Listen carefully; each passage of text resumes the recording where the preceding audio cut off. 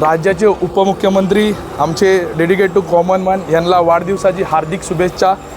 ईश्वर यांना यशस्वी लाभो आणि पुढच्या टर्ममध्ये ते मुख्यमंत्री यावं हीच आमची इच्छा आहे। सन्माननीय शिंदे साहेबांना वाढदिवसाच्या खूप खूप शुभेच्छा।